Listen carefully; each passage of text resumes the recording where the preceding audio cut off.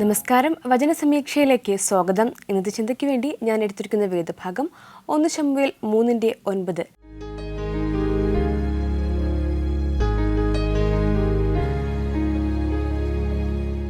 യഹോവേ, അരുൾ ചെയ്യണമേ, അടിയൻ കേൾക്കുന്നു. ദൈവം എന്തു പറഞ്ഞാലും അത് കേൾക്കാമെന്ന് പറയുകയാണ് ഈ ഒരു വചനത്തിൽ. അതായത് ദൈവം എന്താണോ നമ്മളോട് പറയുന്നത് അതൊക്കെയും നമ്മൾ കേൾക്കണം, അതൊക്കെ നമ്മൾ കേൾക്കാൻ ബാധ്യസ്ഥനാണ് എന്നാണ് ഈ ഒരു വചനത്തിൽ കൂടി നമുക്ക് മനസ്സിലാക്കുവാൻ സാധിക്കുന്നത്. അപ്പോൾ ഏവർക്കും ഒരിക്കൽ കൂടി വചനസമീക്ഷയിലേക്ക് സ്വാഗതം.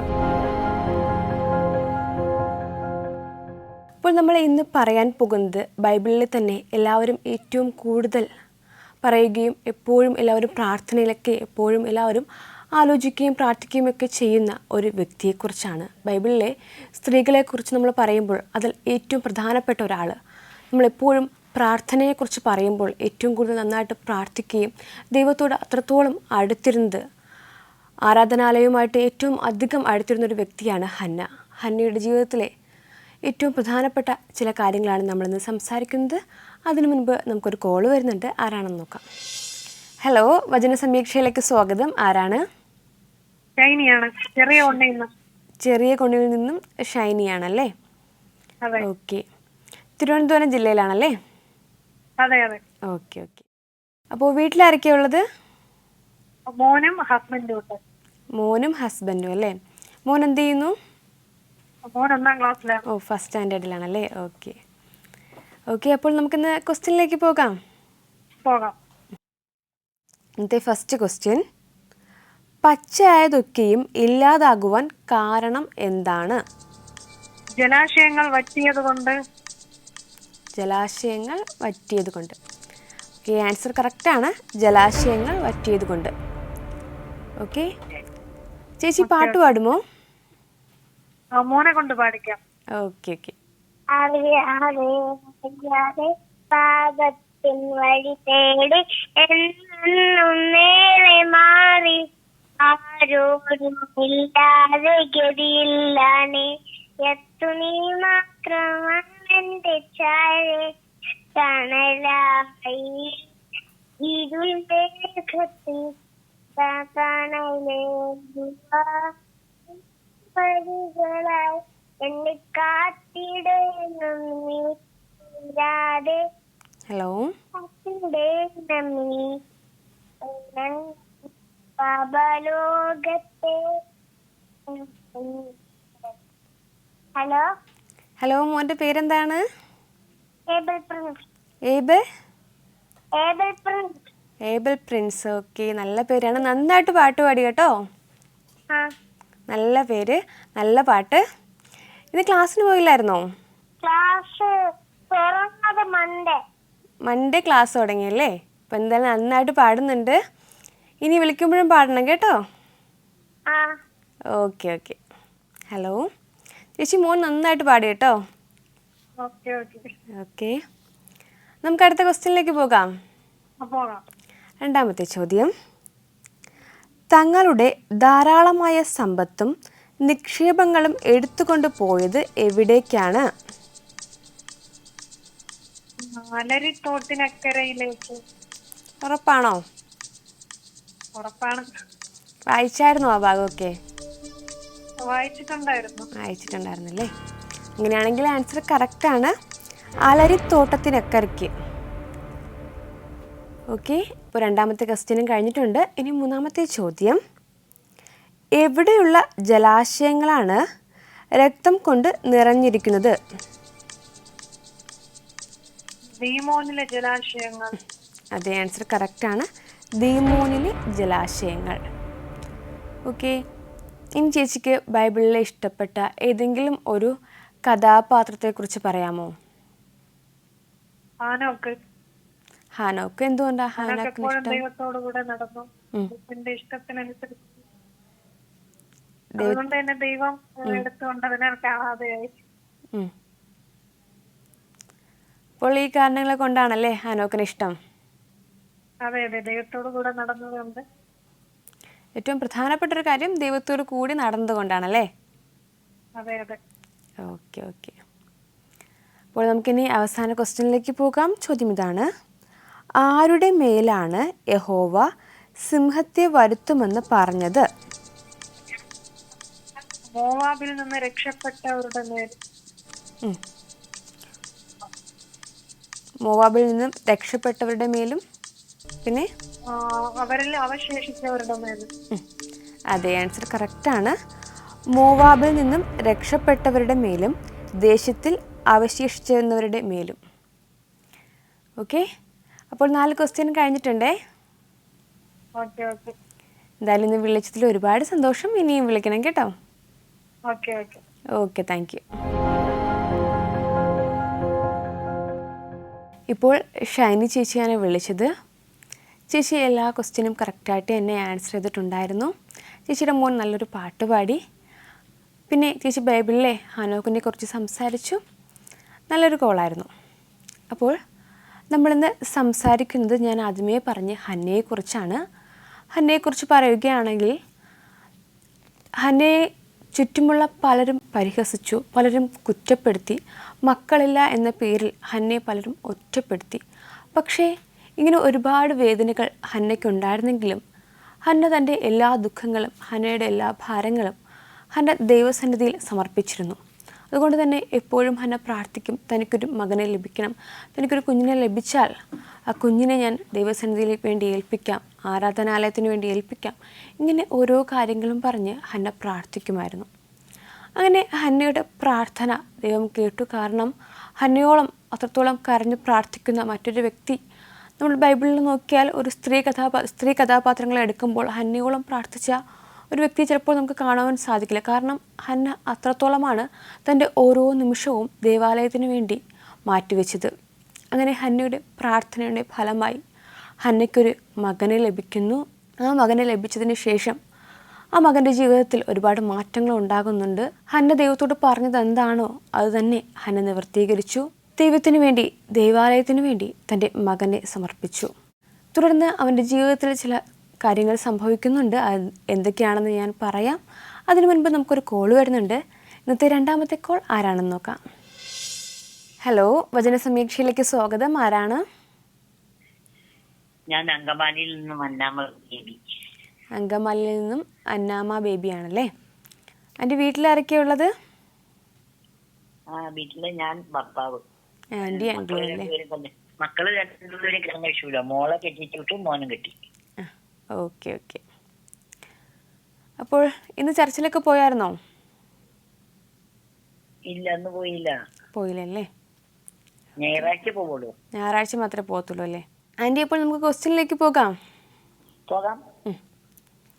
ഇന്നത്തെ ഫസ്റ്റ് ക്വസ്റ്റ്യൻ, എന്താണ് സേലയിൽ നിന്ന് മരുഭൂമി വഴിയായി സിയോൻ പുത്രിയുടെ പർവ്വതത്തിലേക്ക് കൊടുത്തയക്കുവാൻ പറഞ്ഞത്?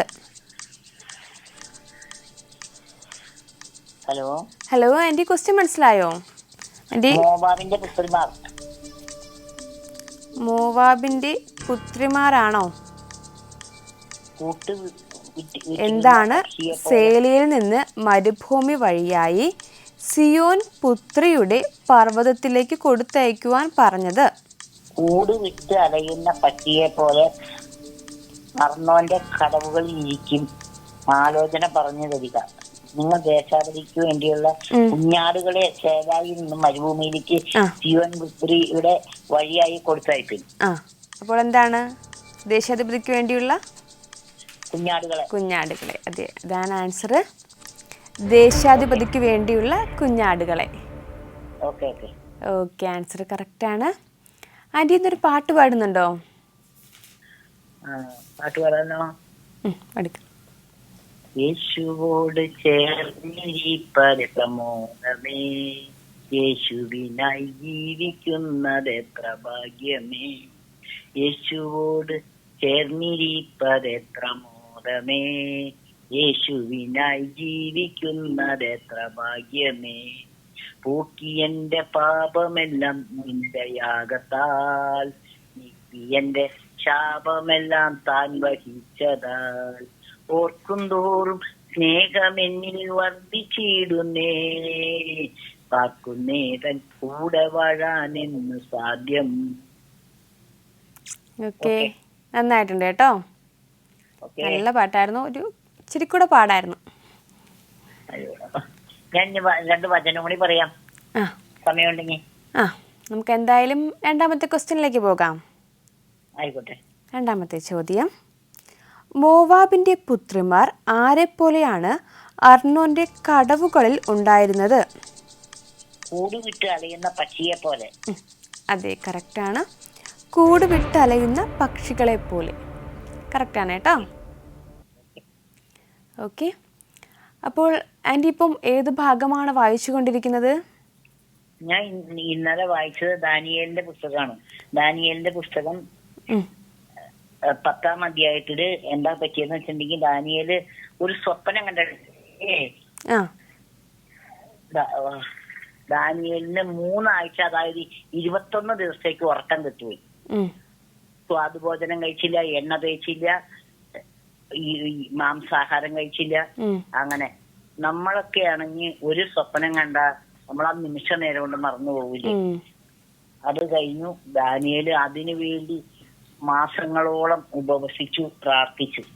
അത് എന്റെ മനസ്സിലൊക്കെ കിട്ടിയപ്പോ ഞാൻ വിചാരിച്ചു, എന്റെ ദൈവമേ, സ്വപ്നം പോലും കണ്ടിട്ട് ഈ ദാനിയേല് ഒരു ദർശനം കണ്ടിട്ട് ഇത്രയും ഇതായില്ലോ. എന്റെ ദൈവമേ, ഞാനൊക്കെ എന്തെല്ലാം കാര്യങ്ങൾ കണ്ടാലും ഒന്നും ദൈവത്തിനെ ഒന്നും ഒരു നിമിഷം പോലും എന്തോരം വചനം കേൾക്കണോ, എന്തോരം കാര്യങ്ങൾ കേൾക്കണോ, എന്തോരം പള്ളികളിൽ പോയി പ്രസംഗങ്ങൾ കേൾക്കണോ. നമുക്ക് മനസ്സിൽ ഒരു ചെറിയൊരു അതാ അന്നത്തെ ദിവസം കഴിഞ്ഞാൽ അത് കഴിഞ്ഞു. ഈ ദാനിയേലിന് 3 ആഴ്ച എന്ന് പറഞ്ഞാൽ 21 ദിവസം. 21 ദിവസം ഇതിനെ ഓർത്ത് ദാനിയേല് വിഷമിച്ചപ്പോ ഞാൻ ഓർക്കാണ്, ഈ 21 ദിവസം ദാനിയേലിന് ഇതിനെ കുറിച്ചുള്ള വിഷമം ഉണ്ടായല്ലോ ദൈവമേന്ന്. അത് ദാനിയേല് അങ്ങോട്ട് വായിച്ച് 10-ാം അധ്യായം വായിച്ച് തീർന്നപ്പോഴേക്കും എനിക്ക് അങ്ങോട്ട് സങ്കടം സഹിക്കാൻ പാടില്ല. 3 ആഴ്ച 21 ദിവസം ഇതിനെ കുറിച്ച് ധ്യാനിച്ച് ഭക്ഷണം പോലും ത്യജിച്ചു എന്ന് പറഞ്ഞു. അതെ. അപ്പോൾ ദാനിയേലിന്റെ ഒരു ദൈവത്തിന്റെ ഒരു ചിന്ത ലഭിച്ചപ്പോൾ ദാനിയേലിനുണ്ടായ മാറ്റങ്ങൾ, ദാനിയേലിന്റെ ഒരു സ്വഭാവത്തെ കുറിച്ചാണല്ലേ ആന്റി കൂടുതലായിട്ട് പറഞ്ഞത്? അതെ അതെ അതെ. ഓക്കെ ഓക്കെ, എന്തായാലും നമുക്കിനി അടുത്ത ക്വസ്റ്റ്യനിലേക്ക് പോകാം മോളെ. 3ാമത്തെ ചോദ്യം, നട്ടുച്ചയ്ക്ക് രാത്രിയെ പോലെയാക്കുവാൻ പറഞ്ഞത് എന്താണ്? നിന്റെ നിഴലിനെ നട്ടുച്ചയ്ക്ക് രാത്രിയെ പോലെ ആക്കുക. അതെ അതെ, ആൻസർ കറക്റ്റാണ്. നിന്റെ നിഴലിനെ. കറക്റ്റാണ് കേട്ടോ. ഓക്കെ, ഇനി ബൈബിളിലെ ഒരു വചനം കൂടി പറയാമോ? ഈ ബൈബിളിലെ വാക്യം എനിക്കിഷ്ടമുള്ള, പെട്ടെന്ന് ഓർമ്മ വരുന്ന ഏതെങ്കിലും ഒരു വചനം പറയാമോ? നിന്റെ ദൈവമായ കർത്താവ് ഞാനാകുന്നു, ഞാനല്ലാതെ അന്യ ദൈവങ്ങൾ നിനക്കുണ്ടാകരുത്. മേലാകാശത്തിലും താഴെ ഭൂമിയിലും ഭൂമിക്ക് കീഴെ വെള്ളത്തിലുള്ള യാതൊന്നിന്റെ ഈ സദസ്യമെങ്കിലും പ്രതിരൂപമെങ്കിലും നീ ഉണ്ടാക്കരുത്, അതിനെ നമസ്കരിക്കും. അതെ, നമ്മുടെ കൽപ്പനകളിലെ ഏറ്റവും പ്രധാനപ്പെട്ട ഒരു കൽപ്പന കൂടിയാണല്ലേ ഇത്? അതെ, പെട്ടെന്ന് ഓർമ്മ അല്ലേ. ആൻറ്റി ദിവസം ബൈബിൾ വായിക്കാൻ പ്രാർത്ഥിക്കുകയും ചെയ്യണല്ലേ, അപ്പോൾ ആൻറ്റിക്ക് എന്തായാലും ഒരുപാട് വചനങ്ങൾ ഓർമ്മ കാണും. ദൈവമേ കർത്താവേ, ഞാൻ ഒന്നുമല്ലപ്പാ. ഓക്കെ, നമുക്കിനി അവസാന ക്വസ്റ്റ്യനിലേക്ക് പോകാം. അവസാന ചോദ്യം, എങ്ങനെയുള്ളവനെയാണ് കാണിച്ചു കൊടുക്കാതിരിക്കുവാൻ പറഞ്ഞത്? എങ്ങനെയുള്ളവനെയാണ് കാണിച്ചു കൊടുക്കാതിരിക്കുവാൻ പറഞ്ഞത്? അലഞ്ഞു നടക്കുന്നവരെ കാണിച്ചു കൊടുക്കരുത്. അതെ, ആൻസർ കറക്റ്റാണ്. അലഞ്ഞു നടക്കുന്നവനെ. ഓക്കെ, അപ്പോൾ ആൻറ്റി 4 ക്വസ്റ്റ്യനും കഴിഞ്ഞിട്ടുണ്ടേ. എല്ലാവരും ഞാൻ അന്വേഷിക്കണം. ദൈവാനുഗ്രഹങ്ങളും നിറഞ്ഞു വരട്ടെ. ആൻറ്റി ഓർത്ത് ഞങ്ങൾ എല്ലാവരും പ്രാർത്ഥിക്കാം. Okay, thank you aunty. എന്തായാലും ആൻറ്റി വിളിച്ചതിൽ ഒരുപാട് സന്തോഷം. ഇനിയും വിളിക്കണം കേട്ടോ. Okay aunty. Okay, god bless you. അങ്കമാലിയിൽ നിന്നും അന്നമ്മ ആൻറ്റിയാണ് ഇപ്പോൾ വിളിച്ചത്. ആൻറ്റി എല്ലാ ക്വസ്റ്റ്യനും കറക്റ്റായിട്ട് തന്നെ ആൻസർ ചെയ്തിട്ടുണ്ടായിരുന്നു. ബൈബിളിലെ ചില കാര്യങ്ങൾ സംസാരിച്ചു, ഒരു പാട്ടുപാടി, നല്ലൊരു കോളായിരുന്നു. അപ്പോൾ നമ്മൾ പറഞ്ഞു വന്നത് ഹന്നയെക്കുറിച്ചാണ്. അപ്പോൾ ഹന്ന പ്രാർത്ഥിച്ചതിൻ്റെ പ്രതിഫലമായി ഹന്നയ്ക്ക് ശമൂവേൽ ബാലനെ ദൈവം നൽകി. അത് ഹന്ന എന്താണോ ദൈവസന്നിധിയിൽ പറഞ്ഞിരുന്നത് അതുപോലെ തന്നെയാണ് ശമൂവേൽ ബാലനെ ദേവാലയത്തിൽ സമർപ്പിച്ചു. അവിടുത്തെ പുരോഹിതനായിരുന്നു ഏലി. ഏലി പുരോഹിതന് വളരെയധികം പ്രിയപ്പെട്ട ഒരു മകനായി തന്നെ ആ ബാല്യത്തിൽ തന്നെ അവൻ വളർന്നു വരികയുണ്ടായി. ഏലി പുരോഹിതൻ പറയുന്നത് എന്താണോ അതൊക്കെയും അനുസരിച്ച് നല്ല ദൈവഭക്തിയുള്ള ഹന്നയുടെ മകനെന്ന് തന്നെ നമുക്ക് എപ്പോഴും പറയുവാൻ കഴിയുന്ന രീതിയിൽ അവൻ വളർന്നു വന്നു. ഏലി പുരോഹിതൻ്റെ മക്കളൊക്കെയും ദൈവസന്നിധിയിൽ നിന്നും അകന്ന് ദൈവത്തിന് ഹിതമില്ലാത്ത കാര്യങ്ങളൊക്കെയും ചെയ്യുമ്പോൾ ഹന്നയുടെ മകനായ ശമൂവേൽ ബാലൻ ഹന്ന എങ്ങനെ തൻ്റെ മകൻ വളർന്നു വരണമെന്ന് ആഗ്രഹിച്ചോ ആ രീതിയിൽ തന്നെ വളർന്നു വരികയുണ്ടായി. ഏലി പുരോഹിതൻ പറയുന്ന ഓരോ കാര്യങ്ങളും അനുസരിച്ച് ദേവാലയത്തിനു വേണ്ടി എല്ലാം ചെയ്ത് ദൈവത്തിൻ്റെ നല്ലൊരു പൈതലായി തന്നെ ശമൂവേൽ ബാലൻ വളർന്നു വരികയും ചെയ്തു. അപ്പോൾ ഹന്നയുടെ പ്രാർത്ഥനയുടെ ഫലമാണ് ആ ശമൂവേൽ ബാലൻ. ഹന്ന എന്താണോ ആഗ്രഹിച്ചത്, തന്നെ പലരും കുറ്റം പറഞ്ഞപ്പോൾ തനിക്കൊരു മകന് വേണ്ടി ഹന്ന അത്രത്തോളം പ്രാർത്ഥിച്ചു, ദൈവസന്നിധിയിൽ നേർച്ചകൾ അർപ്പിച്ചു, പ്രാർത്ഥിച്ചു. അതിൻ്റെ ഫലമായി തന്നെയാണ് ഈ ഹന്നയ്ക്ക് ഒരു ബാലനെ ലഭിച്ചത്. അതുകൊണ്ട് തന്നെ തൻ്റെ പ്രാർത്ഥനകളും നേർച്ചകളും എന്തായിരുന്നോ അത് ഹന്ന അവിടെ നിവർത്തീകരിക്കുകയും ചെയ്തു. അപ്പോൾ ഇതുപോലെയാണ് നമ്മുടെ ജീവിതത്തിലും ഒരുപാട് പ്രശ്നങ്ങൾ, പ്രതിസന്ധികളൊക്കെ വരുമ്പോൾ നമ്മൾ പ്രാർത്ഥിക്കാറുണ്ട്. പ്രാർത്ഥിക്കുമ്പോൾ ചിലപ്പോൾ നമ്മൾ ചില നേർച്ചകൾ കഴിക്കാറുണ്ട്. ആ നേർച്ചകൾ എന്താണോ അതെപ്പോഴും നിവർത്തീകരിക്കണം. കാരണം നമ്മൾ ദൈവസന്നിധിയിൽ ഒരു നേർച്ച പറഞ്ഞാൽ, ദൈവമേ എൻ്റെ ജീവിതത്തിൽ ഇങ്ങനെ സംഭവിച്ചാൽ ഞാൻ നിനക്ക് വേണ്ടി ദൈവാലയത്തിന് വേണ്ടി എന്തെങ്കിലും ചെയ്യാമെന്ന് പറഞ്ഞാൽ അത് ചെയ്തിരിക്കണം. അല്ലാഞ്ഞാൽ ചിലപ്പോൾ ദൈവം നമുക്ക് തരുന്നതൊക്കെയും തിരിച്ചെടുക്കുവാൻ ഇടയുണ്ടാകും. അപ്പോൾ ദൈവസന്നിധിയിൽ എപ്പോഴും പ്രാർത്ഥനയോടും യാചനകളോടും നന്നായിട്ട് പോയാൽ ദൈവം നമ്മുടെ ജീവിതത്തെ അനുഗ്രഹകരമാക്കി തീർക്കും. നമുക്കിനി അവസാനമായിട്ടൊരു കോൾ വരുന്നുണ്ട്. ആരാണെന്ന് നോക്കാം. ഹലോ, വചന സമീക്ഷയിലേക്ക് സ്വാഗതം. ആരാണ്? ഷൈനി. എവിടെ നിന്നാണ് ചേച്ചി വിളിക്കുന്നത്? കാട്ടാക്കടയിൽ നിന്നാണല്ലേ. വീട്ടിലാരൊക്കെയുള്ളത്? വീട്ടില് ഹസ്ബൻഡ് ഉണ്ട്, പിന്നെ 2 മക്കള്, മൂത്ത മകള് വിവാഹം കഴിഞ്ഞ ഒരു കുഞ്ഞുണ്ട്. 1.5 വയസ്സ് കഴിഞ്ഞ്. 1.5 വയസ്സ് കഴിഞ്ഞല്ലേ? ഓക്കെ. ഹസ്ബൻഡ്, മക്കളും ചെറുമക്കളും ഒക്കെ ഉണ്ടല്ലേ? Okay okay. അപ്പം നമുക്കിന്ന് ക്വസ്റ്റ്യനിലേക്ക് പോകാം. ഇന്നത്തെ ഫസ്റ്റ് ക്വസ്റ്റ്യൻ: വാതിലെ അലറുക, പട്ടണമേ നിലവിളിക്കുക, നീ അലിഞ്ഞു പോയി, വടക്കു നിന്ന് ഒരു പുക വരുന്നു, അവൻ്റെ ഗണങ്ങളിൽ തെറ്റി നടക്കുന്ന ഒരുവനുമില്ല. ആരോടാണ് യഹോവ ഇത് പറയുന്നത്? ഫെലിസ്ത്യ ദേശത്തോട്. അതേ, ആൻസർ കറക്റ്റാണ്. ഫെലിസ്ത്യ ദേശത്തോട്. കറക്റ്റാണ് കേട്ടോ. ഓക്കെ, ഇന്നൊരു പാട്ട് പാടുന്നുണ്ടോ? അങ്ങനെ പാടാറിഞ്ഞതാണെങ്കിലും ഒന്ന് ട്രൈ ചെയ്യാല്ലേ? ചെയ്യാം. ഓക്കെ, പാടിക്കോ. കാകളനാദം കേൾക്കാറായി കുഞ്ഞാട്ടിൻ കാന്തേ, വ്യാകുലകാലം തീരാറായി ക്രൂശിൻ സാക്ഷികളെ, ആയാറിൽ ഞാൻ കണ്ടിടുമോ ദൂതസേനകളെ, അവരുടെ നടുവിൽ എൻ പ്രിയനെ കാണാം തേജസ്സിൽ. കാകളനാദം കേൾക്കാറായി കുഞ്ഞാട്ടിൻ കാന്തേ, വ്യാകുലകാലം തീരാറായി ക്രൂശിൻ സാക്ഷികളെ, ആയാറിൽ ഞാൻ കണ്ടിടുമോ ദൂതസേനകളെ, അവരുടെ നടുവിൽ എൻ പ്രിയനെ കാണാം തേജസ്സിൽ. നല്ല പാട്ടായിരുന്നു, നന്നായിട്ട് പാടി കേട്ടോ. പാടാറില്ലെന്ന് പറഞ്ഞിട്ട് നന്നായിട്ട് പാടിയല്ലോ. പാടും, ചർച്ചില് എല്ലാരും വെച്ചൊക്കെ പാടും, അല്ല ഒറ്റയ്ക്ക് അങ്ങനെ.